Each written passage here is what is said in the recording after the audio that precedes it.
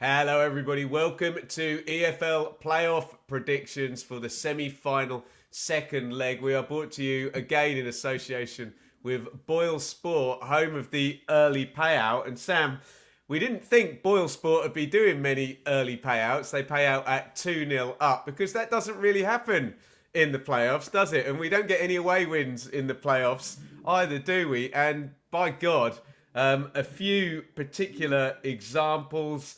The Walsall and Chesterfield game, we got a nice, very early payout on that one for Walsall, going 2-0 up nice and early.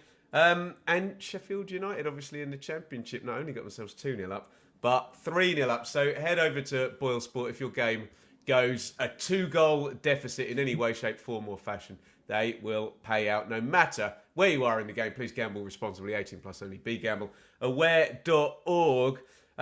Sam, you were across two of the games for TV, weren't you? Wasn't really a normal kind of playoff semi-final first leg weekend. And we got lots of different types of games as well, didn't we? Yeah, I suppose, we touched on it probably last week about the amount of teams coming into the playoffs really out of form. And I think the biggest takeaway for me is that you can't read much into form because I think Sunderland and Walsall. Sunderland proved that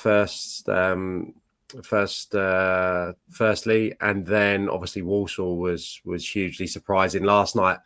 Maybe less so, but I was at Wycombe yesterday in the evening as well to watch that one for the radio, and yeah, I would have expected Charlton probably to win there given the form, and it just it meant that people have approached these games very differently, style-wise, to probably how they were playing end of the season because of the format, the reality that it's two games rather than one game. Managers have had time to think about it and plot, and I think it's probably been a product of that. Definitely in the case of Sunderland, for one, who really altered their game plan, and absolutely last night, anyone who saw Wycombe against Charlton, anyone who's seen Wycombe this season, would know under Matty Bloomfield and under Dodds latterly, a team that have got some good midfielders. You all know Cameron Humphreys. They've got some really nice footballers, completely bypassed the midfield, went long, and basically had a tear up with Charlton last night. Not one for the purists, but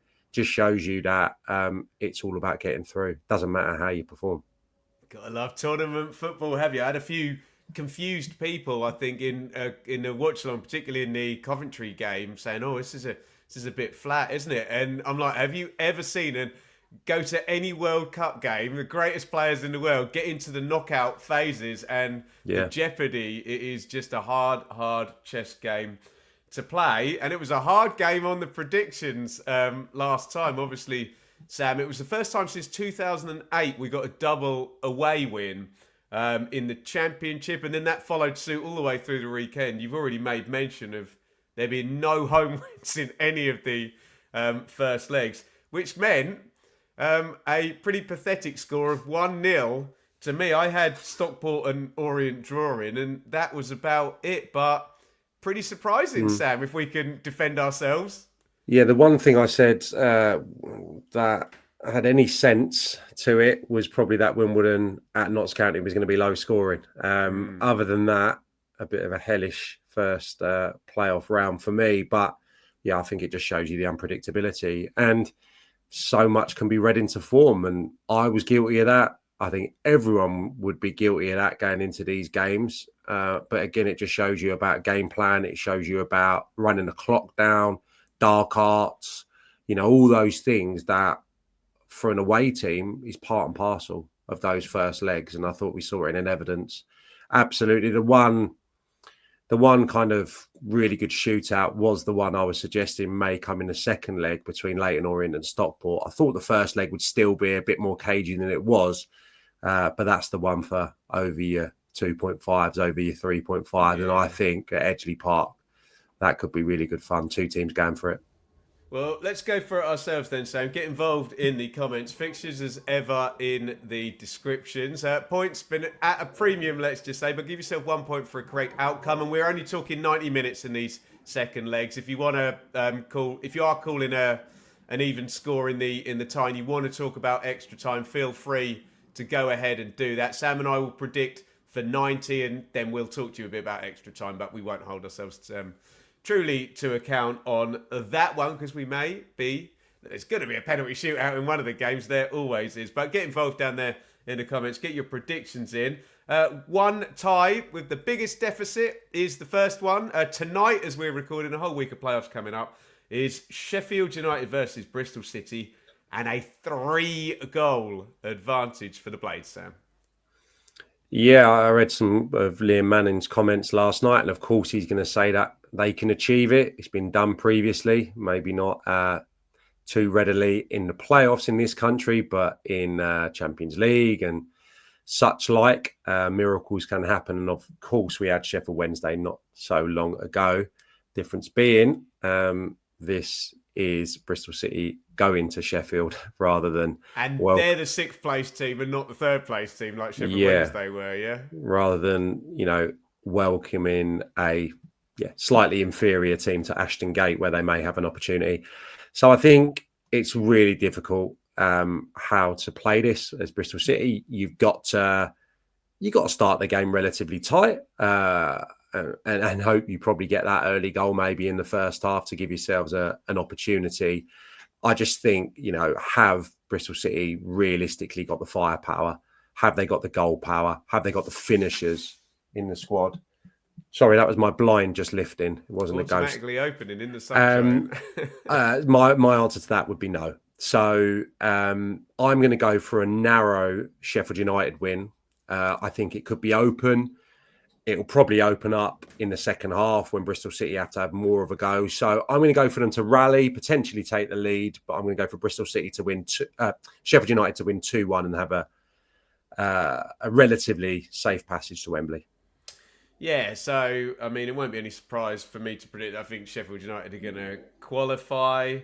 I think sometimes these games are actually quite difficult for the side with the advantage to actually figure out what to do, because there's often a case of, if you're 10 minutes to half-time and you're 0-0, you're kind of like, oh, okay, are we through now? They can be a bit of a damp squib. So I think it'll actually be either 1-1, or I think Bristol City might win 1-0, but Sheffield United just need to cotton wool their players through to the final, don't they? By the way, Sam, if you do get your home win there for Sheffield United, which could potentially be a Boyle Sport early payout, Bristol City would be the first team since Brentford in 2015 to lose both games.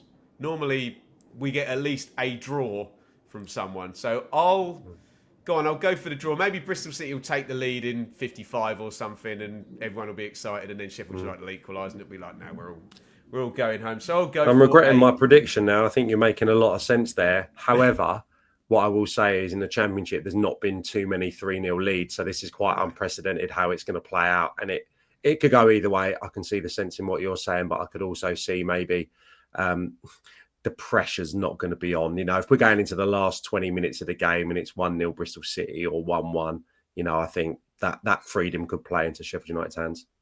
Yeah, fair comment. I'll take the 1-1 then. Sam has taken the 2-1. And we're going to move on to Sunderland versus Coventry, where it's going to be absolutely fascinating. I've heard both arguments being given to me that Regis Lebris can't approach it the way he did on Thursday or Friday night, and that he definitely will approach it the way he did. I surely think, why would you not start the game in the same manner and ask the question of Frank Lampard, what have you got here? And what have I got for a prediction? Because this is the one, isn't it? This is the one where you could get the fight back. You could get Coventry going through. Oh, I think it might go to extra time. I think it's going to be close. Or is Sunderland going to get a draw and get through to Wembley? Oh, mate, this is so hard to call. I really don't appreciate the fact I'm going first here. Is it going to go to extra time, Sam? Are we going to have a late night on Tuesday? No. I'm going to go for the game to be drawn. I'll go for a really exciting Desmond, which would then be a 4-3 win on aggregate. So I will go. Don't ask me how this is going to pan out, because everyone's going to get very excited if Coventry score first. And we'll see what the stadium is like there, whether there's a bit of playoff trauma in the SOL. But I'm going to go for Sunderland to qualify and a 2-2 draw, Sam. But I've got nothing on this. I'm going to steal one of your lines. This could be any one of the three, couldn't it? Home, away, or draw. It could be. I think, yeah, for the purpose of what we're doing, it's about trying to paint a picture in your own mind and create a storyline. I'm with you, mate, to be honest. Why can't Sunderland counter-attack their way to Wembley? I didn't expect, I think in the first half, I looked at some statistics. I was working on the game for the world feed, and it was like 80% possession. And we know Coventry are good with the ball. And I've seen Sunderland play, 4-4-2 or to that effect, with the two front men. I know there's kind of like little changes and little iterations in their setup as it goes, but give or take, it's two proper centre forwards playing there, two wide players tucked in, and Mayenda had a great game. I thought, even without the goal, I thought he carried a real threat for them. So why not? I think Coventry will score. I don't think they can stop them from scoring, but I think the 1-1 is a decent shout here. The way they defended, Ballard in particular, the opportunity, the luxury they've got to introduce Mepham at some stage if they are, defending the lead or trying to get over the line with the game tied. I think that there's a strong likelihood of that happening. I'm going to go for the 1-1. Let's go to League One. By the way, let us know your Championship playoff final lineups then. Just to reiterate, Sam and I have both then got Sheffield United versus Sunderland at Wembley on May 24th. Here's your juicy one then, Sam. 2-2 from the first leg. Bit of a bizarre... We don't see too many goals that are miles offside. We see ones that are a bit offside sometimes. But Kelman's first was an interesting one. But hey, let's move on from that. 2-2 going in. Stockport favourites? Marginally, yeah. I think they probably had better spells in the game. Certainly the way they started both halves. But Orient came into it, and I think Orient have had a few selection issues, and they may be looking a little bit healthier coming into the second leg. Jordan Brown is a bit of a kind of linchpin for them at the heart of their midfield, and I think it meant that they had to readjust quite a lot. The two regular fullbacks who Richie Wellens may look to, both came off the bench. So I think this is going to be a different Orient and a more settled Orient and more like what they've been throughout the season in the second leg. However, Stockport are a really good side. Maybe had Stockport had Orient's on-song frontmen in their side, the game would have been up maybe for Leyton Orient. So they'll have to finish their chances, of which they had quite a few before the goals started to go in, Kelman's opener. But I think they show just how strong, resilient, how many balls they put in the box, Stockport, just a really well-drilled outfit. So don't ask me why. I'm going for more of the same. I think maybe it might be more comfortable than the scoreline suggests, or it might not be, kind of level pegging the whole way through. I'm going to go for Stockport to win in 90 minutes, 3-2. A bonus point in a playoff semi-final second leg. That'd be the greatest bonus point in the history of the predictions. Sam. I told you it was going to be madness, this one, didn't I? But I thought it would come in the second leg, so I can't back down now because we didn't get the KG 1-0 to Orient in the first leg. So I'm just going for more mayhem to ensue. Okay, well, you have left the door wide open for me to go for the KG 1-0 then, and for everyone to kind of reset maybe, and Richie Wellens and Dave Challoner to be going, right, can we calm this down? Because we don't want this. I mean, maybe Orient do want it to be chaos, but Stockport surely don't. They're a little bit more of a kind of sturdy side, although the clean sheets have cleared up a little bit for Stockport, as we said going in. I'll go for Stockport to qualify and win this one 1-0 at Edgeley Park. I'll go for the complete opposite of what Sam's saying, but I would be very entertained if it was 3-2 indeed. Right, Charlton versus Wycombe. So, Sam, you've got a big advantage over me because you literally did this game last night. And I don't know, do Wycombe's tactics here make it look like they're running scared of Charlton a little bit if they're refusing to play through midfield and, being very, very risk averse? Maybe. Feels like it's going to be low margin. It feels like it was going to be anyway, but I don't know. I think Wycombe need to be a little bit more positive, and for that reason, I'll take Charlton to do this. A good playoff team, as me and the other Ipswich fans will know, and I saw them win at Wembley against Sunderland a few years ago as well. I will take a 2-0 Charlton win. They'll nick the goal against the defensive rearguard. Wycombe will come out and they'll grab the second, Sam. 2-0 Charlton, Addicks at Wembley against Stockport. Yeah, that would have been my backup scoreline. Yeah, I kind of understood the game plan from Wycombe because obviously they lost 4-0 at home to Charlton a few weeks ago. But having been to Adams Park this season and watching them under Matty Bloomfield and Michael Dodds, they play some really good stuff. Got some excellent midfield players.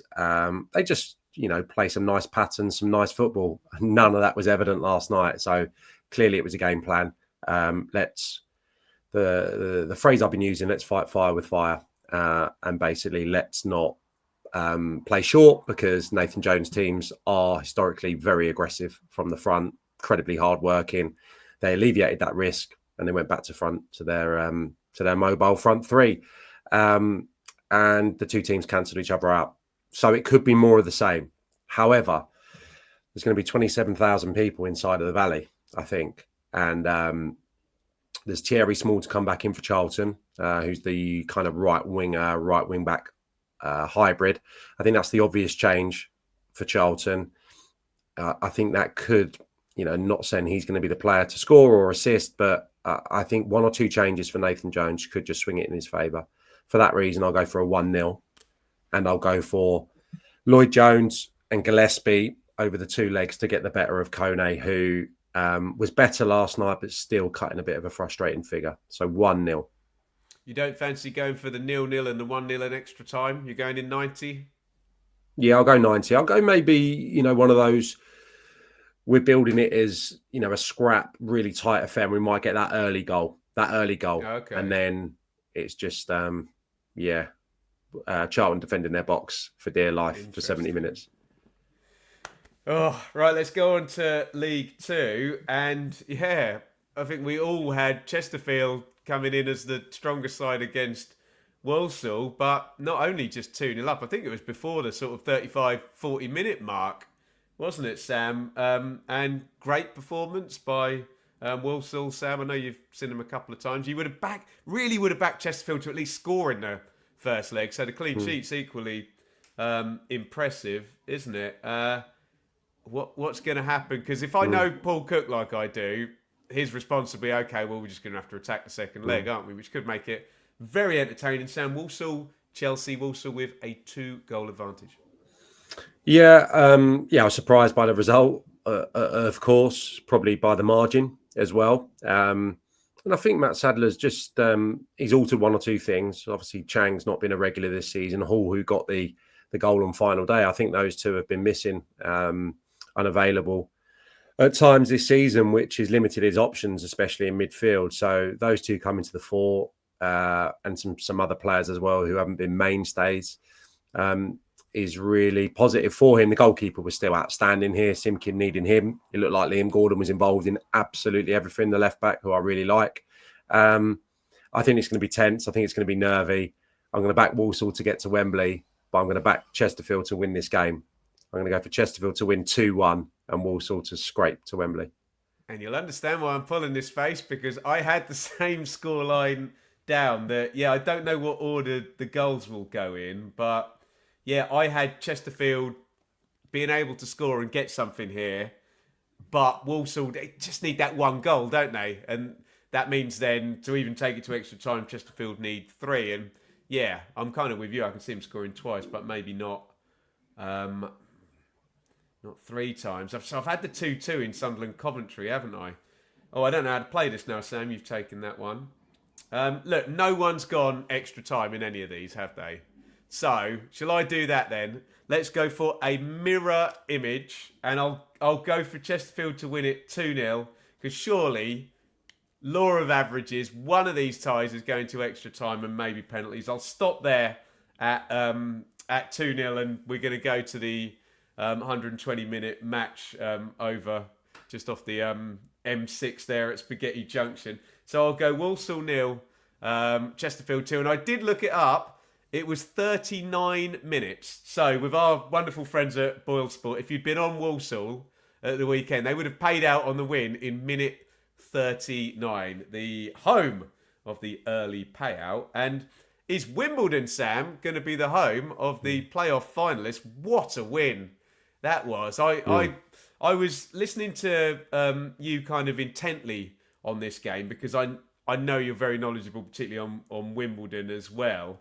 And you were giving me the impression that if they came out with a 0-0 in the game, that would be great. But to come out with a 1-0 away win it's a bit like the Sunderland performance, isn't it? It's just beyond what you could have expected. So I went 0-0 in the first leg. Do I go 0-0 in the second leg now that they've got the 1-0 lead and they've just got to keep the clean sheet and get there? So you like my 0-0 for the first one. I'm going to go with it again.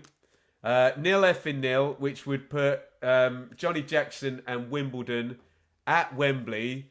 Can they shut out that Notts County front line though, Sam? Well, it brings me on to it nicely. McGoldrick obviously left the pitch prematurely and was heavily ice packed up. And obviously Jatta is now going to be suspended. I think, 2 of the top goal scorers in the division. I would be very surprised to see McGoldrick as well, given the way he went down. It looked like a muscle twinge, muscle injury. If that is the case, incredible opportunity for Wimbledon to get to Wembley. I got it wrong because I thought Notts County might find something. And my goodness me, Conor Grant in particular, he wouldn't have slept on Saturday night. He didn't have one good chance. He had 4 good chances. And the goalkeeper, Goodman, for Wimbledon was just incredible, as was Bass at the other end, apart from a little bit of a mistake, which led to the Harbottle only goal. So for that reason alone, I think Wimbledon are capable of getting a clean sheet without possibly Notts County's 2 biggest goal threats. But I enjoyed watching them. Good team. Can they, I suppose, find the goal power, the finishing that eluded them on Saturday? I'm going to say no. And I'm going to say for Wimbledon to do similar to what I'm predicting for Charlton. I'm going to go 1-0 again, the home side. Brilliant stuff. Get your predictions in the comments. So, to wrap this up, Sam and I have got Sheffield United qualifying. We have got Sunderland qualifying up in the Championship. We both have Stockport qualifying, and we're agreeing on too much here, Sam. This could go wrong. We both have Charlton qualifying. I don't know who I've got qualifying out of Chesterfield and Walsall. Just say Chesterfield. Just say Chesterfield to give us a little bit of... There you go. But Sam has Walsall qualifying, and we both have Wimbledon. And I must admit, that's why we have Sam on here. I wasn't aware of we'd kind of put it as a hot attack against a hot defence. And if Notts County's attack is going to be limited by that player availability, then maybe that does read into that narrative. Get your predictions down there in the comments. Let us know. Just predict 90 minutes. And if you want to add a little bit of extra sauce on for the extra time bits and bobs, then please do. Thank you again to Boyle Sport, the home of the early payout. Remember, if you'd been on Walsall, they'd have paid you out in 39 minutes at the weekend. And Sheffield United into that second half as well, getting a 2-goal lead. Will we get any teams getting 2 goals up in these second leg games? We will find out across a brilliant week of EFL playoff football. I think, Sam, like Monday, Tuesday, Wednesday, Thursday, Friday, and then Saturday lunchtime, we've got games all the way through. It's going to be absolutely fantastic. Join me. I'll be at least watching along the first 2, and then I'll see how I am in the middle of the week, how the stamina is, and we might keep going. Sam, you doing any TV or radio this week? If you're not in this country, you can hear me on the world feed, Sunderland, Coventry. We should tomorrow. have a NordVPN sponsor there, shouldn't we? Yeah, it should do. Yeah. But I mean, I'm sure there'll be a few listeners that will be out of this country. So yeah. If you're overseas, I will be the co-commentator with Steve Wilson. Sorry, which game, Sam? I talked over you, mate. Sorry. Sunderland, Coventry. Got it. Okay. Tomorrow night, and then next after that, Saturday at Plough Lane for Wimbledon, Notts County. So I'm doing both those legs. He loves a trip to Wimbledon, doesn't he, Sam? Well, it's it's one of my local. And not many people know this, but it was my first club actually, way back when pre-Chelsea. It's my first club, the old obviously Wimbledon before they reformed. So let's not yeah, get so into that debate. a nice local one for me at the weekend, and yeah, two good teams, contrasting styles, set up nicely. Brilliant.